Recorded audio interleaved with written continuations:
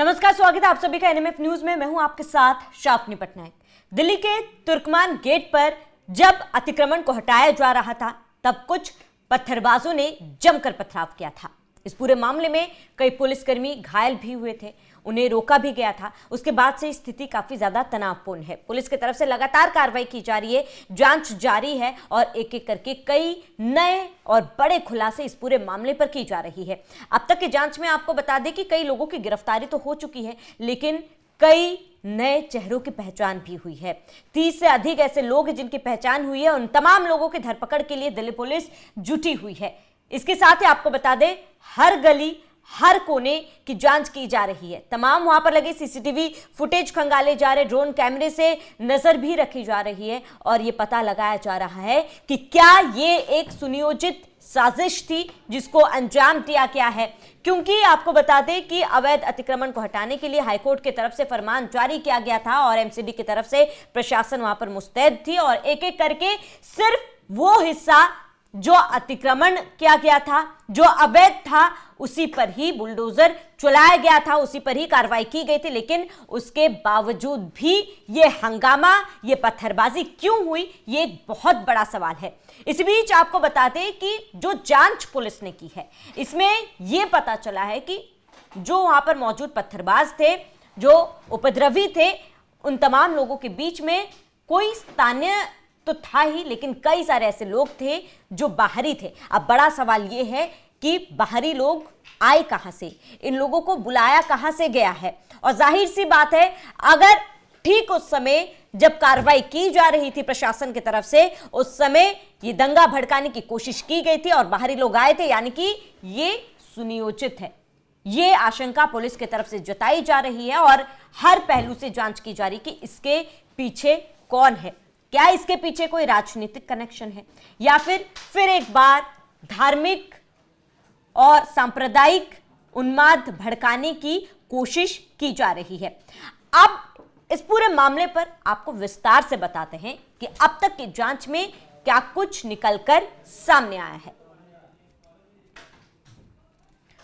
तो इस मामले में पुलिस ने अब तक करीब 5 आरोपियों को गिरफ्तार किया है। मोहम्मद शमीर, मोहम्मद अरीब, मोहम्मद कासिफ, मोहम्मद उदनान और मोहम्मद कैफ की गिरफ्तारी हुई है। सीसीटीवी फुटेज, ड्रोन कैमरे, बॉडी वॉर्न कैमरे, 450 से ज्यादा कैमरे खंगाले गए हैं, वीडियो सामने आए। जांच में से 30 पत्थरबाजों की पहचान हुई है। इनमें से कई बाहरी लोगों के शामिल होने की बात भी सामने आई है। अब पुलिस को शक है कि हिंसा पूर्व नियोजित थी। सोशल मीडिया पर भड़काऊ वीडियो और मैसेज से लोगों को उकसाया गया था और समाजवादी पार्टी के सांसद मुहिबुल्लाह नदवी घटनास्थल पर मौजूद थे। उनकी भूमिका की भी जांच चल रही है। एफआईआर दर्ज है। पीएनएस की धारा 121, 123, 221 सार्वजनिक संपत्ति नुकसान निरोधक अधिनियम की धारा 3 और दंगा के तहत कार्रवाई की जा रही है। विशेष जांच टीम गठित की गई है।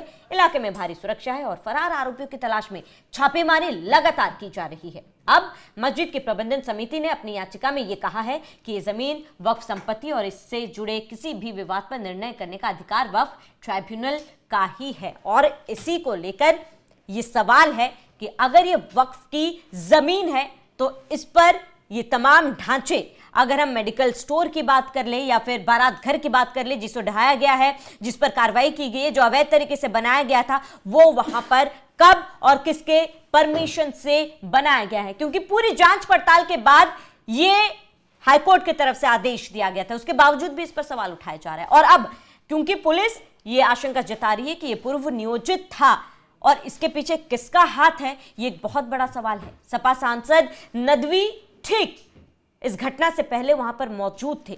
अब क्या उनका इस पूरे मामले से कोई लेना देना है, उस एंगल से भी जांच की जा रही है। और इसके साथ ही जो लोग इस पूरे प्रकरण का विरोध कर रहे हैं, उनसे भी बड़ा सवाल है कि मस्जिद को हाथ नहीं लगाया गया है या फिर वहां पर यह कहा जा रहा था कि कब्रिस्तान है, उसे भी हाथ नहीं लगाया गया है, बल्कि केवल वहां पे जो अवैध तरीके से ढांचे बनाए गए थे उसको गिराया गया है। तो लोगों को वहां पर तकलीफ क्यों हो रही है? अब इसी को लेकर पुलिस अधिकारी का एक बयान सामने आया है, जरा वो सुनिए। तुर्कमान गेट पे जो कल रात स्टोन पेल्टिंग का इंसिडेंट हुआ है। इसमें दिल्ली पुलिस ने धारा 121, धारा 123, 221 भारतीय न्याय संहिता और धारा 3 prevention of damage to public property act और 191 जो कि राइटिंग की धारा है के तहत मामला दर्ज कर लिया है। 5 लोगों की मौके से गिरफ्तारी हो गई है। ये मामला स्पेशल स्टाफ के इंस्पेक्टर इन्वेस्टिगेट कर रहे हैं और दिल्ली पुलिस ने जो बॉडी वॉर्न कैमरास पहने थे और जो वीडियोग्राफी है मौके की, वहां से हम लोग और सबूत इकट्ठा कर रहे हैं और इमेजेस इकट्ठा कर रहे हैं। उसके बेसिस पे फर्दर इन्वेस्टिगेशन की जाएगी। सर, एक समाजवादी पार्टी के सांसद मौजूद थे, उनका क्या रोल सामने आया? क्या उनके रोल की भी जांच की जा रही है? जी, अभी शुरुआती जांच में ये आया है कि उनकी प्रेजेंस जरूर थी उस समय, लेकिन जब ये हमारा डेमोलिशन का प्रोसेस स्टार्ट हो गया था तब तक वो जा चुके थे, लेकिन इन्वेस्टिगेशन की जा रही है। अगर कुछ चीज सामने आएगी तो फिर आगे तय किया जाएगा। सर, सोशल मीडिया पर कुछ ऑडियो वीडियो सामने आए हैं जिसमें भड़काने की कोशिश की जा रही है। क्या है कंसेप्ट तो नहीं? किसके रोल सामने आए हैं? कौन कौन जांच कर रहे हैं? सोशल मीडिया पे कुछ वीडियो सामने आए हैं जो कि उसके अलावा हमारी ओसिन टीम ने भी कुछ वीडियो निकाले हैं जिसमें उपद्रवियों को इंस्टिगेट करने की कोशिश की जा रही है। जांच में उन सबको बुलाया जाएगा, पूछताछ की जाएगी। अगर किसी का रोल कॉन्स्पिरेसी में आता है तो उसके खिलाफ कार्रवाई भी की। तो दिल्ली पुलिस का भी इस पूरे मामले पर यह कहना है कि सोशल मीडिया के जरिए कहीं ना कहीं लोगों को भड़काया गया है। जिस तादाद में बाहर के लोग वहां पर पहुंचे हुए थे, जाहिर सी बात है ये पहले से ही लोगों को कहीं ना कहीं एक गलत मैसेज दिया गया है, लोगों को भड़काने की कोशिश की गई है और उसके बाद लोगों को इन्वाइट किया गया है। जी हाँ, ये जो अतिक्रमण किया गया है, ये एक तरीके से कहना गलत नहीं होगा कि बाहरी लोगों को इसमें इन्वॉल्व होने के लिए पहले से ही एक मैसेज दिया गया। अब वो मैसेज किस जरिए दिया गया है, कैसे दिया गया है, कौन से प्लेटफॉर्म का इस्तेमाल किया गया था, ये तमाम चीजों की जांच की जा रही है। अब आपको ग्राफिक्स के जरिए जरा विस्तार से समझाते हैं कि आखिर ये क्या पूरा मामला था। तो तुर्कमान गेट मामला पुरानी दिल्ली इलाके में स्थित फैज़े इलाही मस्जिद के पास अवैध अतिक्रमण हटाने से जुड़ा है। मोहम्मद समीर, मोहम्मद अरीफ, मोहम्मद कासिफ, मोहम्मद अदनान और मोहम्मद कैफे की गिरफ्तारी इस मामले में हुई है और इस दौरान वहां पत्थरबाजी और जमकर हिंसा भी हुई।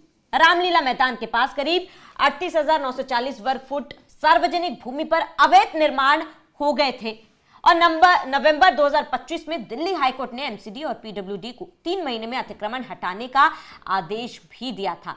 6 से 7 जनवरी 2026 की रात करीब 1 बजे एमसीडी ने 10 से 30 बुलडोजर और जेसीबी से ये कार्रवाई शुरू कर दी। मस्जिद और कब्रिस्तान को नहीं छुआ गया, केवल अवैध हिस्से यहां पर हटाए गए थे। कार्रवाई शुरू होती है, 100 से 150 लोगों की भीड़ जुट गई। उन्होंने पुलिस पर पत्थर और कांच की बोतलें फेंकी। पुलिस ने बैरिकेड तोड़ने जाने पर आंसू गैस का इस्तेमाल भी किया था। अब ये पूरी कार्रवाई पुलिस की तरफ से की गई, जिसके बाद स्थिति को कंट्रोल में लाने की कोशिश की गई है। फिलहाल जांच जारी है।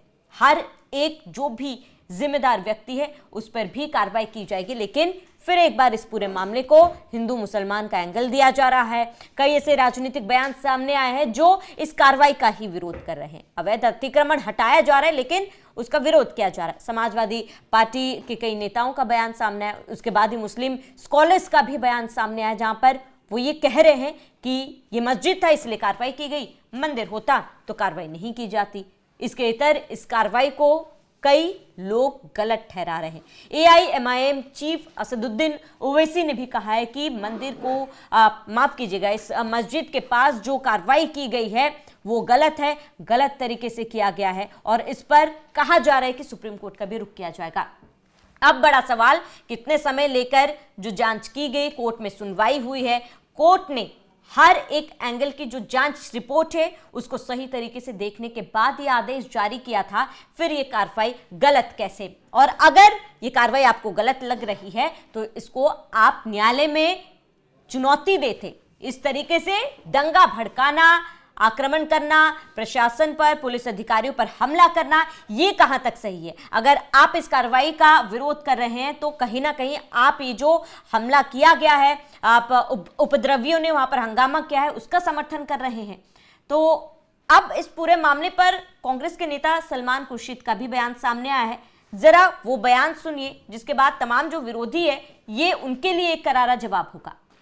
सर दिल्ली में एक एंटी इंक्रोचमेंट एमसीडी ने एंटी इंक्रोचमेंट ड्राइव करी, उसमें मस्जिद फैज इलाही का कुछ स्ट्रक्चर है उसके बराबर में तुर्कमान गेट पे वहां पर इसको डिमोलिश कर दिया गया। रातों रात ये डेमोलिशन ड्राइव हुई, जिसमें कई सारी stone pelting, tear gas shelling वगैरह भी चीजें हुई। पूरे इंसिडेंट और किस तरीके से और 5 लोगों को गिरफ्तार किया गया उसमें, और देर रात ये ऑपरेशन हुआ। देखिए, इसमें एक बुनियादी बात है जिस बात को आप उजागर करें, जो मुझे आप ही के चैनल से समझ में आया है, वो ये है कि जो फैजलाई मस्जिद है उसको कोई नुकसान नहीं हुआ है जी।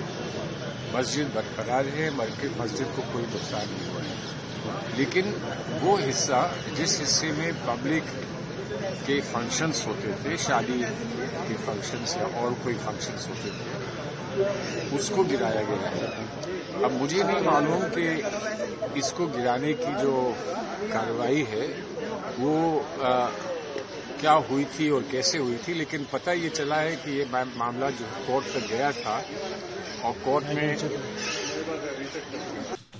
तो सलमान खुर्शीद ने भी ये माना है कि मस्जिद को कोई नुकसान नहीं हुआ है, केवल जो अवैध तरीके से बनाया गया था उसको ढहाया गया है। तो फिर विरोध क्यों हो रहा है? आपको बता दें कि 1977 में भी ऐसा ही कुछ देखने को मिला था, जब राजीव गांधी सत्ता में थे। तब इसी इलाके में कुछ अवैध अतिक्रमणों को हटाया जा रहा था, तब भी इसी तरीके की स्थिति वहां पर उस दौरान उत्पन्न हुई थी, और जो वही स्थिति आज भी देखी जा रही है। बड़ा सवाल लोगों की मानसिकता पर भी है, और इसके साथ ही बड़ा सवाल जो इस कार्रवाई का विरोध कर रहे हैं कि जो न्यायालय की तरफ से आदेश पारित किया गया था उसके तहत ये कार्रवाई की गई, तो ये हमला क्यों और इसका विरोध क्यों? फिलहाल इस पूरे मामले पर आपका क्या कहना है हमें कमेंट कर जरूर बताएं। साथ ही बने रहिए एनएमएफ न्यूज के साथ।